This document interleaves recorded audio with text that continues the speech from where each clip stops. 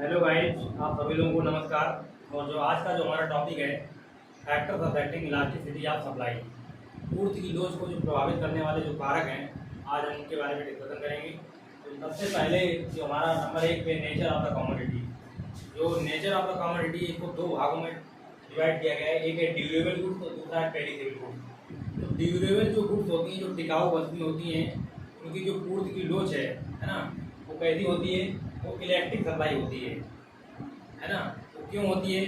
वो इसलिए होती है कि अगर कीमत बढ़ने पर उनकी पूर्ति को घटाया बढ़ाया जा सकता है।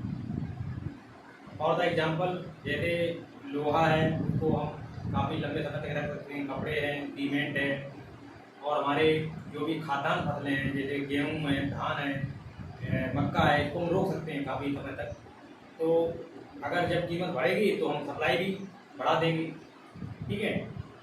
तो इसलिए इसको elasticity of supply, elastic supply कहा गया है, यानी कि लोचदार पूर्ति। और जो पेरिशेबल गुड्स हैं, ये बहुत जल्दी खराब होने वाली वस्तुएं हैं, जैसे कि फल फ्रूट है, हरी सब्जी है, दूध है। तो इसलिए इनकी जो पूर्ति है वो बेरोजगार पूर्ति है, क्योंकि ये अगर कीमत बढ़े तो फिर इनका मतलब थोड़े समय बाद तो इनकी पूर्ति को हम ऐसा नहीं कि हम बढ़ा सकते हैं, घटा सकते हैं। जितने समय पर जिस समय जो भी पूर्ति है वही हम सप्लाई कर देंगे, ठीक है। तो ये खराब होने वाली वस्तुएं हैं, इसलिए इनकी जो इलास्टिसिटी है वो कैसी है? इन इलेक्ट्रिक सप्लाई है, यानी बेरोजगार पूर्ति है। इसके बाद में दूसरा नंबर कॉस्ट ऑफ प्रोडक्शन। इसमें अगर कॉस्ट ऑफ प्रोडक्शन अगर इंक्रीज होगा तो हमारी जो हम प्रोडक्शन करेंगे उसकी भी जो है ना लागत है वो बढ़ेगी। पूर्ति की जो भी हम सप्लाई करेंगे उसकी जो लागत है वो बढ़ेगी। तो इसलिए इसको नाम दिया गया सप्लाई इन इलेक्ट्रिक, यानी कि बेरोजगार पूर्ति की भी है, ठीक है। यहाँ पर उत्पत्ति का हाथ नियम है। जैसे जैसे हम हमारा प्रोडक्शन बढ़ता जाता है, वैसे वैसे हमारी लागत भी बढ़ती जाती है, ठीक है।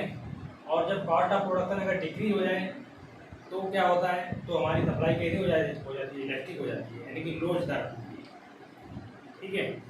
इसके बाद में क्या है? Time period. टाइम पीरियड हमारा दो पार्ट में, एक लॉन्ग पीरियड, एक शॉर्ट पीरियड। लॉन्ग पीरियड में क्या होता है? हमारे पास समय होता है, हम पूर्ति को घटा भी सकते हैं, बढ़ा भी सकते हैं, क्योंकि काफ़ी समय होता है हमारे पास। तो इसीलिए इसको इलास्टिक सप्लाई, मोर इलास्टिक सप्लाई, यानी है ना ज़्यादा लोड सप्लाई। और जो लेस इलेक्ट्रिक सप्लाई है कितने शॉर्ट पीरियड, उसमें समय नहीं होता है हमारी पूर्ति को घटाने बढ़ाने का, इसलिए यहाँ पर कम लोचदार पूर्ति के भी नाम से भी इसको जानते हैं, जो लेस इलेक्ट्रिक सप्लाई है। इसके बाद चौथा नंबर है जो टेक्निक ऑफ प्रोडक्शन। जो उत्पादन करने की तकनीकी अगर सरल है तो हमारी जो है लागत वो कम आएगी। अगर उत्पादन करने की जो तकनीकी कठिन है तो हमारी फिर जो है ना लागत ज़्यादा आएगी, तो है ना। इसके बाद में क्या है?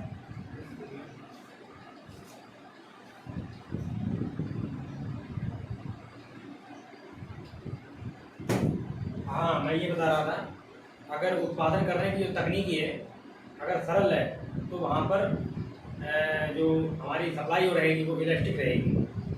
और जो उत्पादन करने की जो तकनीक कठिन है तो वहाँ पर जो हमारी सप्लाई रहेगी वो इन इलास्टिक रहेगी, ठीक है। ये टेक्निक ऑफ प्रोडक्शन के अंतर्गत। और उसके बाद में है नेचर ऑफ इनपुट। तो नेचर ऑफ इनपुट में क्या है हमारा? General nature. जनरल नेचर में क्या है? सब हमारे इजीली रिसोर्स होते हैं, हमारे आसानी से हमें जो प्राप्त हो सके। हमें अगर लेबर की ज़रूरत है, हमें कैपिटल की ज़रूरत है, हमें रॉ मटेरियल की ज़रूरत है, तो सारा मेरे पास अवेलेबल हो जाएगा और हम अपने हिसाब से पूर्ति को बढ़ा सकते हैं, है ना। और इसीलिए इसको नाम दिया गया इलेक्ट्रिक सप्लाई, यानी लोचदार पूर्ति। और जो स्पेशलाइज्ड नेचर है, यहाँ पर स्पेशल हमें मतलब ढूंढना पड़ता है। अगर मुझे सॉफ्टवेयर बनाने की जरूरत तो मुझे एक इंजीनियर लाना पड़ेगा, और इंजीनियर जो लाएंगे वो पैसे ज़्यादा मांगेगा, है ना।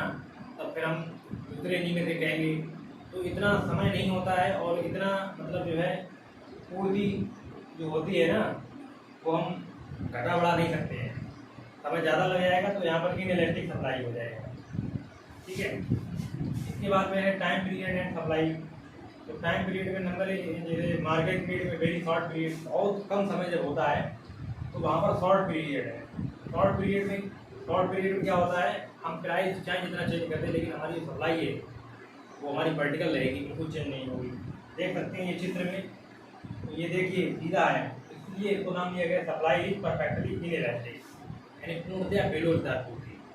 फिर है दूसरा है शॉर्ट पीरियड।